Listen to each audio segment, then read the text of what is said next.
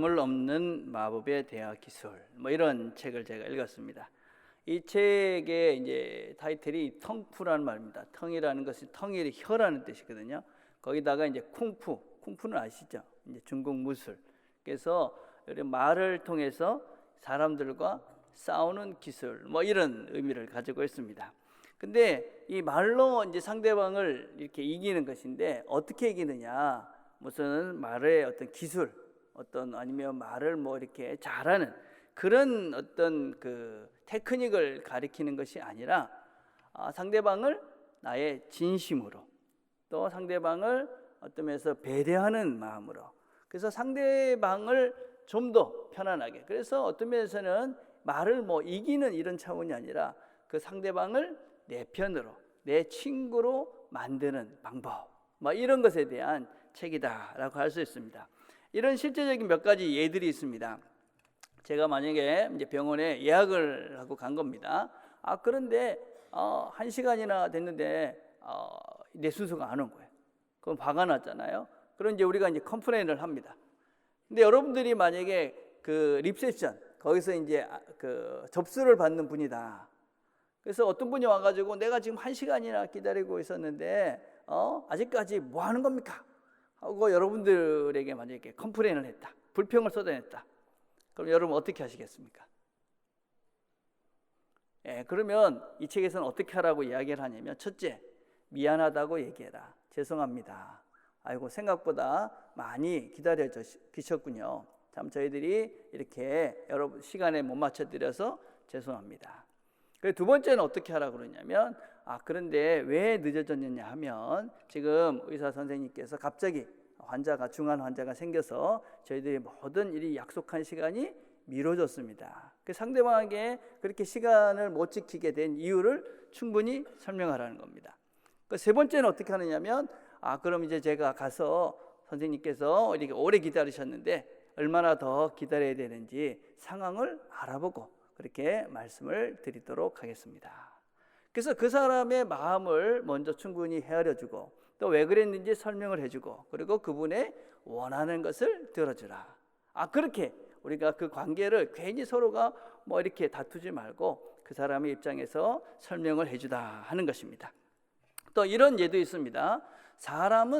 인간은 부정형을 모른다. 인간의 뇌는 부정형을 모른다. 이런 말도 있습니다. 이게 무슨 말이냐면, 너는 멍청해. 이렇게 말을 듣는 순간 우리는 나는 멍청하지 않아. 이렇게 생각하는데 계속 나는 멍청해 이러면서 자기도 모르게 그런 멍청하다 하는 생각을 할 수밖에 없는 존재가 우리다 하는 것입니다. 화내지 마. 그러면 화를 안 내야 되는데 화가 자꾸 더 화낸 이유를 자꾸 생각이 나서 계속 화를 내게 된다는 것입니다. 그래서 이런 부정적인 언어로 말을 하면 그 부정적인 언어가 더 강화가 된다는 것입니다. 그래서 정말 바라는 것이 있으면 원하는 것을 하라는 겁니다. 특별히 우리 자녀들에게 아침에 애들이 늦게 일어나면 왜 너는 맨날 늦게 일어나? 이렇게 얘기하지 말고 일찍 일어나라. 이렇게 얘기하라는 것이죠. 아이들에게 오락은 안 돼. 그렇게 얘기하지 말고 운동을 해라. 이렇게 얘기하는 겁니다. 초콜릿은 안 돼. 그런 것이 아니라 과일을 먹어라. 그래서 우리 부모님들이 사실 아이들에게 정말 하고 싶은, 되고 싶은 그 얘기를 하라는 겁니다. 우리가 말을 이렇게 지혜롭게 못하니까 오해가 많이 생기는 거죠. 엄마는 내가 맨날 늦게 일어나는 아이라고 생각하는 것 같아. 엄마는 나는 맨날 오락만 하는 아이라고 생각하는 것 같아.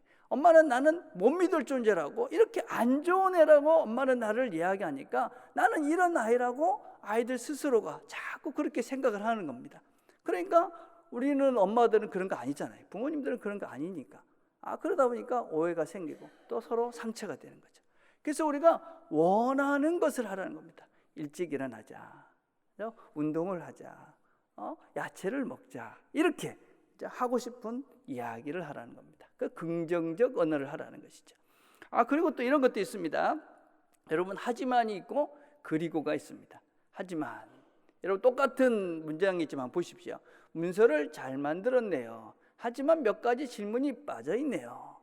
이렇게 이야기하면 그 상대방은 내가 뭔가 부족하다고 느끼는 거죠. 지적을 하는 겁니다. 비난을 하는 문투죠. 그렇지만 문서를 잘 만들었네요. 그리고 몇 가지 질문을 더 하면 어떨까요? 이렇게 이야기하면 나도 잘했는데 더 좋은 더 플러스 알파가 되는 거죠. 그래서 이거는 비난하는 것이 아니라 나도 참 잘했구나 이런 마음이 들게 해서 서로가 그 대화가 서로를 따뜻하게 하고 격려하는 그런 언어가 된다. 이런 대화를 해야지 우리가 서로가 마음을 상하지 않고 또 말을 통해서 서로가 서로에게 친구가 되는 내 편을 만드는 기술을 얻어간다 하는 것입니다. 아이고 목사님 참 답답한 소리 하시네요. 지금 우리가 정신없이 얼마나 빡빡하게 살고 있는데 그렇게 말하고 그렇게 천천히 가서는 못 삽니다. 하지만 그것이 나의 마음 상태입니다. 그리고 그것이 나의 성숙도다라고 할 수 있습니다. 사실 그것이 어쩌면은 통합니다. 여러분은 안 통한다고 생각하는데 사실은 그것이 통하는 방법이고 그것이 그렇게 해서는 어떻게 일이 되겠습니까? 아닙니다. 그것이 바로 우리가 일을 올바르게 하고 정말 여러분이 사랑하는 사람들이 올바르게 변화시켜 갈 수 있는 최선의 방법입니다. 그래서 우리의 언어를 바꿔가는 것이죠. 저도 이 책을 한 번씩 끄집어내서 읽습니다. 그래서 제 언어 생활에 대해서 반성을 하고 어쩌든지 사람을 살리는 언어 그렇게 바꾸려고 애를 씁니다. 여러분 우리가 또 바꿔야 될 아주 중요한 언어가 있습니다. 그것이 무엇이냐면 기도의 언어입니다. 기도라는 것은 무엇이냐? 기도는 내가 정말 원하는 것입니다. 내가 정말 원하고 내가 정말 되기를 바라는 것입니다. 그게 내 기도인데 그 기도는 바로 나입니다. 내 미래입니다. 그래서 우리가 이 기도의 언어를 바꾸지 않으면 내 본질이 안 바뀌고 그래서 내가 바뀔 수가 없는 것이죠. 그렇죠? 우리가 기도를 그냥 내 언어로만 하면은 그냥 내가 원하는 상태밖에 되지 않는 것이죠. 그래서 우리가 기도를 세상의 사람들하고 똑같이 하게 되면 세상의 방법으로 하면 중언부언하게 되는 것입니다. 그리고 내 생각으로 하면 자꾸 사람들을 생각하게 돼서 외식하는 기도를 하게 되는 것이죠. 그래서 주님께서 우리에게 기도를 가르쳐 주셨습니다. 이렇게 기도하라. 우리의 기도의 언어를 바꿔가라. 우리가 잘하는 기도지요. 우리가 참 많이 하는 기도입니다. 그러나 우리가 이 기도를 할 때 이 말의 의미를 바르게 이해하고 우리가 바르게 이 기도를 해간다면 우리 자신들이 바뀌어질 것이고 또 우리 주변이 달라질 거라고 믿습니다. 어떻게 기도하라고 합니까? 이 기도는 우리가 크게 한 가지 기도 그리고 세 가지 기도로 나눌 수 있습니다. 한 가지 기도는 하나님 나라에 대한 기도입니다. 또 하나는 무엇이냐면 내 자신, 나를 위한 기도입니다. 어떤 분들은 앞에 그 세 가지를 따로따로 이야기를 하시지만 사실은 그 문장을 보면 헬라 원어를 보면 그게 하나의 문장입니다. 하늘에 계신 우리 아버지 이름이 거룩히 여기시오며 나라가 임하시며 뜻이 이루어진 것 같이 땅에서도 이루어지리다 까지가 한 문장입니다. 한 문장. 그러고 난 다음에 오늘날 우리에게 일용할 양식을 주시었고 그 다음에 우리가 죄를 용서해 주시었고 그리고 우리를 죄유혹에서 구해 주십시오. 이렇게 세 개로 되어 있습니다. 그래서 먼저는 이 하나님 나라를 위한 기도가 하나이고 그리고 우리를 위한 기도 이렇게 크게 두 개로 나눠질 수가 있습니다. 그래서 오늘은 우리가 이 하나님 나라가 임하게 해주십시오 라는 기도입니다. 이게 도대체 무슨 의미인가 하는 것을 우리가 좀 깊이 있게 한번 살펴보려고 합니다. 먼저 우리가 기도를 하면서 먼저 우리가 기도를 하는 그 대상이 누군지를 먼저 정확하게 알아야 됩니다. 하늘에 계신 우리 아버지께 기도하는 거죠. 근데 이게 영어는 원래 헬라어 원문은 Father in heaven. 그래서 아버지, 하나님 하늘에 계신 분 이렇게 표현을 하는 거죠. 그런데 예수님께서 이 아버지라고 표현할 때 이 아버지는 우리가 지금 이렇게 표현하는 아버지보다는 아빠 이런 개념이 더 가까워. 그러니까 아주 우리 어린 아이들이 어른들 그죠 아빠를 부를 때 아버지를 부를 때 아버지 그러지 않고 아빠 이렇게 부르잖아요. 그래서 아주 친근하신 분이죠. 친근하신 분. 내가 모든 걸 의지하고 그냥 전적으로 그를 따를 수 있는 그런 존재로서 하늘에 계신 우리 아버지, 우리 아빠 이렇게 부르는 겁니다. 여러분, 하나님을 아빠다 이렇게 부르는 종교는 이 세상에 아무 데도 없습니다. 우리가 믿는 이 진리된 참된 종교인 이 기독교만이 하나님을 아빠 이렇게 부를 수 있는 것이죠.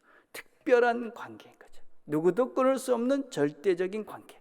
그건 아들과 아버지의 관계잖아요. 그래서 우리가 하나님을 아빠 이렇게 부르는 겁니다. 자, 그런데 하나님을 아버지라고 부를 때 그 말의 의미가 무엇이냐? 이 유대인들의 그런 문화 속에서 우리가 누구의 자녀다, 누구 나의 아버지다라고 부르는 그 말의 궁극적인 이유는 무엇이냐면 그분이 가지고 있는 그 모든 것들이 다 내 거다라는 것입니다. 하나님을 우리가 아버지다 이렇게 부르는 것은 하나님이 가지고 있는 그 모든 것들을 내가 다 상속받을 것이다. 그것이 다 내 것이 된다. 그런 의미를 담고 있는 것입니다. 하나님은 우리 아버지, 우리 창조자니까 당연히 우리 아버지가 되는 거예요. 그렇죠? 근데 그것만이 아니고 우리가 하나님을 아버지다 이렇게 부르는 것은 그 하나님이 가지고 있는 이 모든 것들이 다 내 것이다 라는 의미를 담고 있는 겁니다.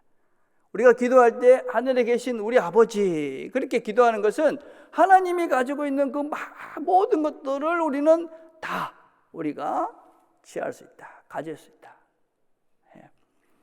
이런 우리가 잘 알고 있는 그 돌아온 탕자의 이야기를 알고 있죠. 우리가 돌아온 탕자. 둘째 아들이 어디로 갑니까? 아버지를 떠나서 다른 타국으로 갑니다. 자기 마음대로 살고 싶어서 아버지를 떠나서 타국으로 가게 되는데 그때부터 뭐예요? 여러분, 그 아버지를 떠나서 타국으로 가는 순간 그 아들은 아버지가 가지고 있는 그 모든 것들을 이제는 더 이상 취할 수 없고 그냥 지가 가지고 있는 그것만 갖고 가는 거예요. 그러니까 이제 그것을 다 탕진하고 되니까 어떻게 됩니까? 비참한 인생을 사는 거죠. 지금 우리가 살고 있는 이 세상, 어떤 면에서는 하나님을 참으로 아버지라고 모시지 않고 사는 사람들의 그 인생이 그런 거예요. 그래서 여기서는 그냥 내가 무슨 재능이 있고 돈이 있고 뭐가 있으니까 그것 가지고 가서 살면 내가 행복하게 잘 살 것 같은데 결국은 어떻게 되느냐? 그것은 시간이 지남에 따라서 점점점 탕진해지고 결국은 죽음으로 가는 거죠. 끝나는 거죠. 비참으로 끝나는 것입니다. 그게 지금 우리가 살고 있는 하나님을 아버지다라고 믿지 않고 그냥 지 마음대로 하나님을 떠나서 살고 있는 그런 존재들의 지금 실존이다라고 할 수 있습니다.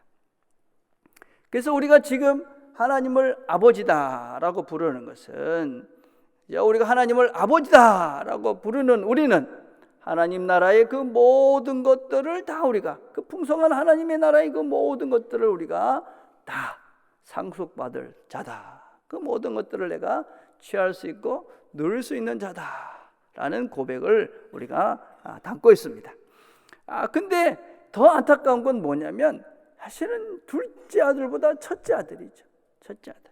여러분 성경에 보면 15장 29절에 보니까 아버지께 대답하여 이르되 내가 여러 해 아버지를 섬겨 명을 어김이 없거늘. 여러분, 이 아버지를 섬긴다는 표현은 아주 참 안타까운 표현입니다. 이건 무슨 얘기냐? 슬레이버링 포유. 이건 내가 아버지를 종같이 그렇게 섬겼다. 그런 뜻입니다. 그러니까 하나님을 섬기는데 그죠? 우리는 아빠, 아버지 이러면서 아버지가 필요한 것들을 내가 이렇게 구하면서 이렇게 쓸 수 있는 존재들인데 종같이 그냥 억지로 할 수 없어서 구역구역 그냥 죽을 때만 아버지가 죽고 나면 내 거 될 거니까 이러고 살았다는 거죠. 신앙생활을 하는 분들 중에도 하나님을 아빠, 우리 아버지, 그 모든 풍족한 것들을 다 내한테 물려주실 그 아버지, 내 것을 다 이렇게 주시길 원하시는 아버지, 그 아버지가 아니라 그냥 아버지가 시키는 대로 안 하면 그냥 지옥에 갈 것 같고 그 아버지가 시키는 대로 안 하면 내가 참 인생이 다리가 부러질 것 같고 이러면서 그냥 꾸역꾸역 그냥 신앙생활하는 불쌍한 사람이 있죠. 주님께서 뭐라고 말씀하십니까? 아버지가 이르되 예, 너는 항상 나와 함께 있으니 내 것이 다 내 것이로다. 하나님은 우리에게 우리가 이 필요한 이 풍성한 하나님 정말 우리에게 필요한 그것들을 다 주시기를 원하는, 다 주실 수 있는 그런 분이 우리 아버지다. 다 내 것이다. 네가 언제든지 필요할 때 갖다 쓸 수 있는 그런 아버지. 우리가 그 아버지께 기도를 하는 것이죠. 그렇죠? 자, 그런데 이 아버지는 어디 계시느냐? 하늘에 계신다 하는 것입니다. 하늘에 계신다. 여러분, 우리가 예수님의 여러 이야기들 중에 이 승천의 이야기는 참 중요한 것입니다. 승천. 예수님께서 어떻게 하셨어요? 사도행전 1장 11절에 보니까 하늘로 올려지신 이 예수는 하늘로 가심을 본 대로 그대로 오시리라. 하늘로 올라가셨어요. 그렇죠? 그래서 스데반이 기도를 하는데 어떻게 기도를 하느냐면 하늘을 우러 주목하여 하나님의 영광과 및 예수께서 하나님 우편에 서신 것을 보았다. 하나님은 지금 어디 계세요? 예수님, 우리의 주님 되신 그분은 하늘에 계셔요. 이건 무슨 뜻이냐면 그분은 육체의 몸을 입고 와서 우리와 함께 계셨어요. 그래서 우리의 임재라고 그러죠. 우리와 함께 하신 하나님. 근데 동시에 그분은 하늘에 올라가 계셨어요. 그러면서 우리를 알면서 동시에 그분은 하늘에 계시면서 우리의 필요한 모든 것들을 아시고 동시에 그분은 우리 그 너머에 초월적 존재다 하는 것을 우리에게 보여주시는 거예요. 그래서 그분은 우리와 함께 하시는 우리의 모든 것들을 아시는 분이에요. 동시에 그분은 또 우리 너머의 세상에 계시는 분이에요. 그래서 우리가 하나님, 하늘에 계신 우리 아버지 이렇게 부를 때는 우리에게 필요한 모든 것들을 주시는 분, 동시에 그렇지만 그 너머에 정말 우리가 생각할 수 없는 그 너머에 계신 분, 이런 의미. 이걸 이사야서는 이렇게 표현하고 있습니다. 하나님의 말씀이 내 생각은 너희 생각과 다르며 내 길은 너희 길과 달라서 하늘이 땅보다 높은 같이 내 길은 너희 길보다 높으며 내 생각은 너희 생각보다 높으니라. 여러분 믿으십니까? 내 뜻대로 됐으면 좋겠죠. 우리가 어떤 생각들을 늘 하냐면 우리가 기도를 열심히 하잖아요. 그죠? 기도를 하면 하나님이 우리 기도를 들어주실 때가 있어요. 그죠? 근데 안 들어주시면 우리는 어떤 생각을 하나님 내 기도를 들어주지 않는다. 그렇게 생각하죠. 근데 그렇지는 않죠.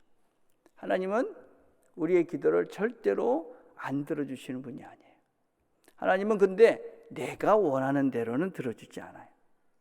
항상 그래서 우리가 어떤 기도를 드려야 되느냐면요, 내가 기도를 합니다. 하나님 제가 이런 필요합니다. 여러분 간절히 기도하십시오. 우리 아버지니까 내가 필요한 것들을 구해야죠. 그런데 기도를 하시면서 항상 어떤 또 다른 기대를 갖고 있어야 되냐면 하나님 더 좋은 것 있죠. 이런 기대를 하셔야 돼요. 그냥 내가 원하는 그거, 그 바운더리 안에 있는 하나님, 여러분 그것만 해주실 분 같으면 내가 뭐 한다고 그지 예수를 믿고 하나님을 믿겠어요. 그게 아니라 하나님은 초월적인, 우리와 다른 차원이 다른 더 깊고 더 높으신 분이, 그래서 우리가 생각도 못하는 엄청난 좋은 것들을 우리에게 주신 분이. 그래서 우리가 기도할 때 항상 어떻게 기도해야 되느냐, 내가 원하는 것을 기도하십시오. 여러분. 여러분의 건강을 위해서도 기도하고 자녀를 위해서도 기도하고 다 하시지만 항상 기도하면서 한 마음속에, 정말 이 마음속에 점점점 무엇이 더 커져가야 되냐면 하나님이 준비해 놓으신 더 좋은 것이 있다. 하나님이 준비해 놓으신 더 좋은 것이 있다. 하나님은 우리를 사랑하시는 분이에요. 누구보다 우리를 사랑하세요. 그래서 당신이 우리 사랑을 보여주셨잖아요. 당신 자신을 죽이신 거예요. 모든 걸 주실 만큼. 아니 사랑하는 아들까지 주셨는데 왜 안 주시겠어요? 하나님 아버지의 마음이에요. 근데 그분께서 또 모든 걸 다 주실 수 있는 분이에요. 우리 아버지. 그래서 그분은 우리가 생각하는 그 너머, 그 좋은 것들을 늘 주시는 분이 우리 아버지. 그래서 우리가 기도를 할 때 하늘에 계신 우리 아버지, 그분은 내가 생각하는 것보다도 훨씬 더 좋은 길들을 준비해 놓으셨고 그것들을 주신 분이다. 그 하나님 나라의 진정한 풍성함, 그것들을 우리에게 주신 분이다. 자, 그렇게 우리가 하늘에 계신 그 아버지, 그분을 우리가 올바르게 알고 그 대상이 누군지를 알게 되면 어떻게 기도하게 되느냐? 이름이 거룩히 여김을 받으시오며. 이 말은 조금 더 이렇게 번역을 할 수 있습니다. 나를 통해서 하나님의 이름이 거룩해지기를 하겠습니다. 내가 하나님을 아버지라고 부르는 아버지의 아들로서 당신의 이름을 거룩해지도록, 당신의 이름이 높여지도록 내가 삶을 살겠습니다 라는 의미입니다. 여러분, 이 기도는 아무나 할 수 있는 것이 아니에요. 이건 누가 할 수 있느냐? 그 하나님이 내 아버지구나. 그 하나님은 거룩하신, 정말 전능하신 모든 것들의 주관자가 되시는 하나님이시구나. 그 하나님이심을 우리가 올바로 아는 사람만이 당신이 그렇게 굉장하신 분이니까, 무엇보다도 내가 당신이 나의 아버지가 되셨으니까 내가 당신의 자녀다운 삶을 살겠습니다.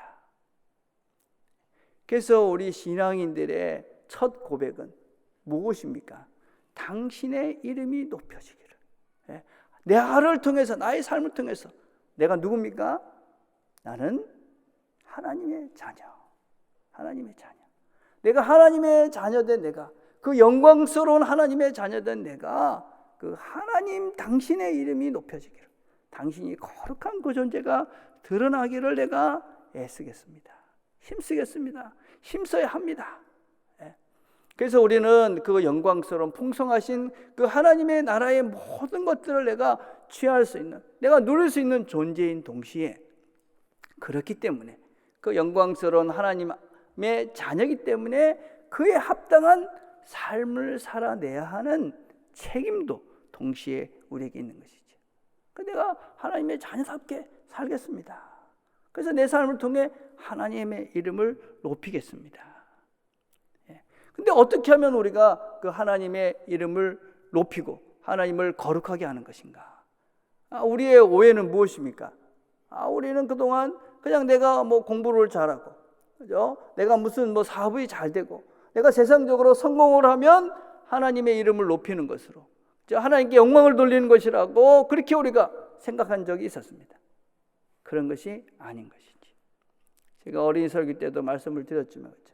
예수님의 친구는 죄인들, 가난한 자들, 병든 자들, 죄인과 세리의 친구가 예수죠. 예수님의 관심은 세상적인 성공에 있는 것이 아닌 것이죠.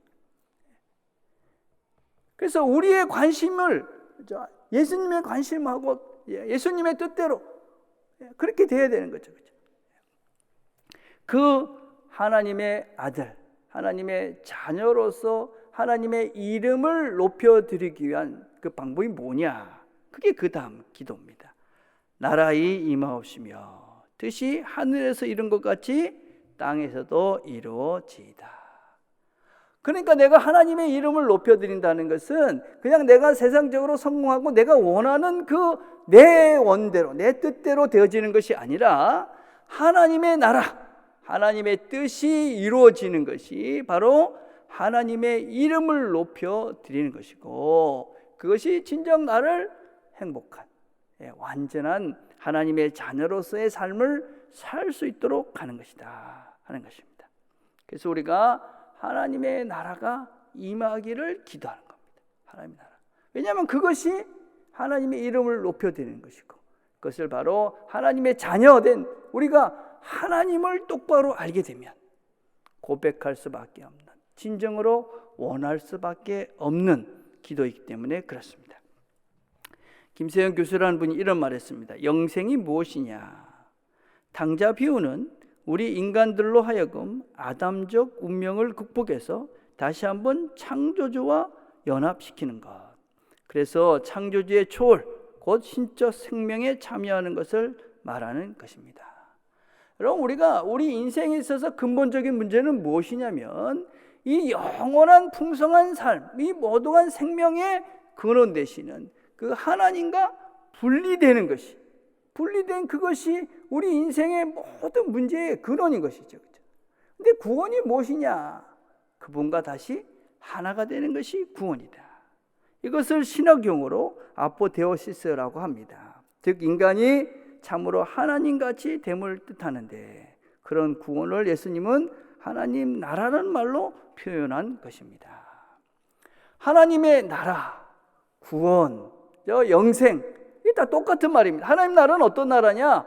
하나님과 함께하는 나라예요. 영생이란 무엇이냐? 하나님과 내가 하나가 되는 것이 영생이에요. 그렇죠? 여러분, 둘째 아들의 문제가 무엇이었냐? 둘째 아들의 문제는 그 영원한 풍성한 삶이 있는 아버지를 떠나는 거예요. 그렇죠? 이 아버지의 집을 떠나는 그것은 나무가 뿌리에서 뽑힌 거하고 똑같은 거예요. 여러분, 나무가 뿌리에서 뽑히면 어떻게 됩니까? 뭐 당장은 그렇게 괜찮아 보이죠. 그렇죠? 아무렇지도 않아 보입니다. 그렇지만 시간이 지날수록 점점 어떻게 됩니까? 말라 비틀어 죽게 되죠. 그렇죠? 여러분, 하나님을 떠난 인생들의 삶이 그런 거예요. 처음에 볼 때는 그냥 뭐가 가지고 있는 것 같아서 괜찮아 보입니다. 그러나 시간이 지날수록, 인생의 마지막이 될수록 하나님을 떠나 있는 인생은 결국 말라 비틀어져서 죽음으로 이르는 것이죠. 끝장이 나는 것입니다. 하나님을 떠난 인생의 끝이 그런 것이에요. 그렇죠? 우리는 그런 것들을 많이 보고 있어요. 어떻게 해야 됩니까? 나무가 다시 살아날 수 있는 유일한 방법은 다시 그 뿌리를 땅에다 다시 박는 것입니다. 포도나무 가지가 열매를 맺을 수 있는 유일한 방법은 포도나무 가지에 붙어 있어야 되는 것이죠. 그렇죠? 그 하나님의 나라에 다시 들어가는 것입니다. 다시 이야기하면 내가 분리되어졌던 하나님과 내가 다시 하나가 되는 것, 이게 영생이고, 우리가 그렇게 되어질 때 우리가 하나님 나라의 그 풍성함들을 늘 공급받으면서 영원한 풍성한 삶을 사는 거예요. 그래서 우리는 그 하나님 나라에 붙어있는 우리 존재들은, 그죠? 시간이 지날수록 초라해지고 삭막해지고 그래 피폐해지는 것이 아니라 시간이 지날수록 점점 더 풍성해지는 것이죠. 그래서 풍성한 열매를 맺는 것입니다. 우리의 삶의 시간이 지나갈수록, 나이가 들어갈수록 우리가 더 넉넉해지고 더 풍요로워지고 모든 것들이 관대해지고 내가 모든 사람을 품을 수 있는 넉넉한 큰 나무가 되어져 가는 것이죠. 이게 예수 안에서, 우리가 하나님과 내가 하나 된 하나님 아버지를 내가 아버지라고 부르면서 그분 나라에 사는, 그분에게 우리의 뿌리를 들고 사는 자들의 특성이다 라고 할 수 있습니다. 그래서 우리가 그분께 뿌리를 두고 있어요. 그게 뭐냐, 여러분? 조금 더 한번 더 살펴봅시다. 여러분, 우리가 어떻게 그러면 그 나라의 백성으로 우리가 그 풍성한 삶을 살 수 있느냐? 그 하나님 나라는 도대체 뭐냐? 누가복음 17장 20절에 말합니다. 바리새인들이 하나님의 나라가 어느 때에 임하니까 묻거늘 예수께서 대답하여 이르시되 하나님의 나라는 볼 수 있게 임하는 것이 아니요 또 여기 있다 저기 있다고도 못하리니 하나님의 나라는 너희 안에 있느니라. 여러분, 너희 안에 있다라는 것은 우리 마음속에 있다라는 의미도 있습니다. 그러나 조금 더 본질적인 것은 너희 안에, 그 사람들이 이렇게 뚝 둘러싸여 있는데 그 가운데 누가 있느냐? 예수가 있는 것입니다. 너희 안에 있다라는 것은 무엇이냐면 바로 예수 안에 있다. 예수와 함께하는 그 나라가 하나님의 나라다 하는 것입니다. 예수와 함께하는 나라가 하나님 나라입니다. 여러분의 삶 속에서 예수와 함께하는, 예수님의 말씀대로 그분이 가라는 대로 가고 서고 말하고 행동하고 이 모든 것들, 그래서 예수와 함께 살아가는 그 현장, 거기가 바로 하나님의 나라다. 내가 아플 때도, 내가 슬플 때도, 고통스러울 때도, 기쁠 때도, 즐거울 때도, 내가 원하는 대로 될 때도 안 될 때도 그거와 상관없이 내가 원하는 그 나라가 아니라 그 순간순간마다 하나님이 원하시는 예수의 마음으로, 예수의 뜻대로, 예수께서 원하시는 대로 내가 말하고 행동하고 멈추고 가고, 그것이 바로 하나님의 나라다. 여러분, 그 나라, 그게 하나님 나라예요. 그 나라의 특성 많이 있죠. 한 가지만 살펴보면 그 나라는 어떤 나라냐, 우리가 어떻게 그 나라를 구체적으로 볼 수 있고 누릴 수 있느냐. 요한일서 4장 10절 이렇게 말합니다. 어느 때는 하나님을 본 사람이 없으되 만일 우리가 서로 사랑하면 하나님이 우리 안에 거하시고 그의 사랑이 우리 안에 온전히 이루어지느니라. 우리가 어떻게 하나님의 나라를 누릴 수 있느냐? 우리 안에 하나님의 사랑으로, 예수의 사랑으로 우리 마음속에 가득해지면 그때 우리가 하나님을 보면서 예수와 함께하는 나라를 누려갈 수 있다 하는 것입니다. 그래서 우리가 그 하나님의 나라의 실제인, 구체적인 삶의 하나님, 우리의 오해는 무엇이냐면 하나님의 나라의 풍성함, 이렇게 이야기하면 우리는 그 하나님의 나라를 그냥 무슨 하나님은 돈이 많고 능력이 많고 뭐가 많으니까 그런 걸 다 주실 수 있는 분이다. 물론 그것도 틀린 것은 아닐 거예요. 근데 정말 하나님 나라에서 우리가 구해야 될 건 무엇이냐면요, 평안이죠. 참다운 기쁨이죠. 참다운 안식이죠. 여러분 왜 돈을 많이 벌고 싶어요? 행복을 원하는 거잖아요. 진짜. 여러분 왜 건강해지고 싶어요? 기쁘게 살고 싶은 거잖아요. 여러분 왜 일을 하면서 놀러 갑니까? 참 안식을 원하는 거잖아요. 여러분 우리가 생각하기에 근본적인, 그죠? 하나님 나라의 풍성함은 그 근본을 주시는 분이에요. 그래서 우리가 구해야 될 게 무엇이냐? 당장 나에게 필요한 게 아니라 정말 근본을 구하셔요. 하나님 나라의 풍성함, 우리가 진정 행복하게 살 수 있는, 진정 풍성한 살 수 있는 그 근본, 사랑하는 마음, 인내할 수 있는 마음, 온유한 마음, 감사하는 마음, 자족하는 마음, 이게 우리를 진정 행복하고 기쁘고 쉼 가운데 인도하는 거죠. 하나님 나라는 그런 나라예요. 물론 여러분 물질적인 것도 눈에 보이는 것도 필요해요. 그래서 우리가 무엇을 기도해야 되느냐? 하나님의 나라를 위해서 기도하는 겁니다. 하나님의 그 사랑을 위해서 기도하는 겁니다. 하나님 나에게 이 하나님의 사랑으로 충만한 사람 되게 해주십시오. 하나님께서 우리에게 이렇게 약속했어요. 그들에게 이르시기를 여호와의 말씀에 내 삶을 두고 맹세하노라. 너희 말이 내 귀에 들린 대로 내가 너에게 행하리라. 하나님이 당신의 귀에 들린 대로 해주신다고 그랬어요. 그렇죠? 그래서 우리가 기도하는 거예요. 우리의 언어를 바꿔가는 거예요. 우리가 정말 하나님의 그 풍성함을 우리가 누리기 위해서 하나님의 사랑이 필요합니다. 그래서 하나님의 사랑을 구하는 거예요. 내 삶 속에서 하나님의 이 사랑이 드러나서 내가 하나님의 나라를 누리고 하나님의 자녀다운 삶을 살기를 원합니다. 그래서 내가 그 하나님의 사랑을 강구하는 거예요. 우리가 언어가 없으면 그런 개념도 없는 거예요.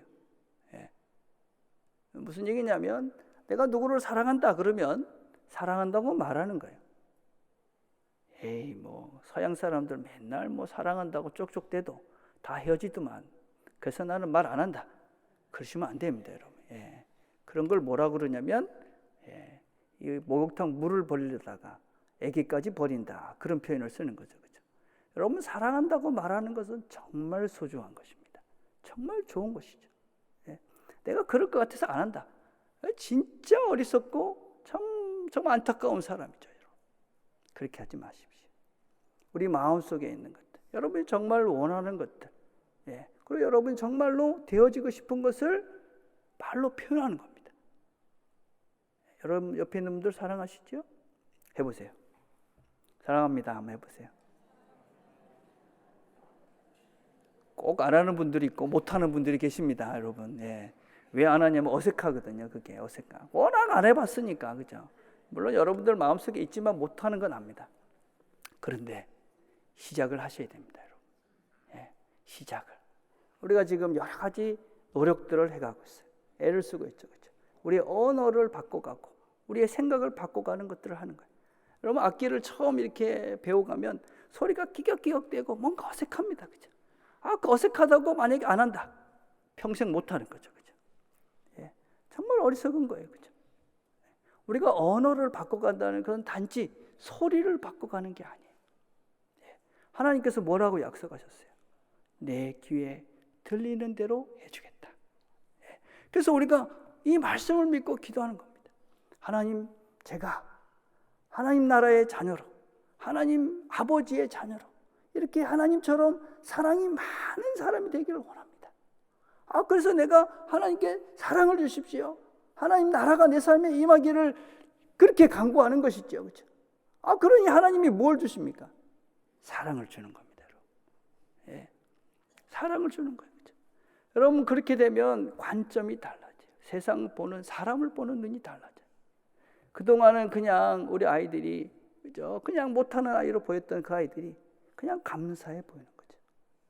참 이렇게 학교 잘 다니고 건강한 게 감사한 거죠. 배우자들을 보는 것이 달라지는 거죠.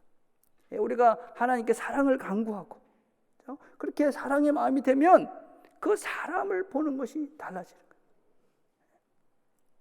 근데 우리가 늘 명심할 것이 있어요. 뭘 명심해야 되느냐?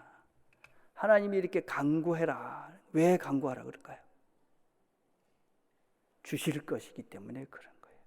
하나님이 우리에게 주시겠다. 너희들이 이렇게 기도해라. 왜? 너희들이 기도하면 내가 줄 것이다. 하나님 나라가 임하기를 기도하면, 우리가 사랑의 사람이 되기를 기도하면 하나님께서 그 기도를 들으셔서 우리 안에 하나님의 사랑으로 충만케 해주실 것이고 하나님의 나라로 충만케 해주실 것입니다. 그래서 우리가 주님께서 말씀하신 대로 우리가 그의 나라를 위해서, 그의 사랑을 위해서 기도하는 것입니다. 우리는 누굽니까? 우리는 이 모든 것들을 가지신 그 풍성하신 하나님의 자녀입니다. 하나님께서 그 모든 것들을 주실 준비가 되어져 있습니다. 우리가 기도합시다. 하나님의 나라를 위해서 기도합시다. 사랑의 풍성한 사람이 되기 위해서 기도합시다. 하나님께서 우리 안에 그 하나님의 나라를, 하나님의 사랑을 풍성하게 채워주실 것입니다. 하나님의 나라로 풍성해지는 저와 여러분 되기를 간절히 바라겠습니다. 기도하겠습니다.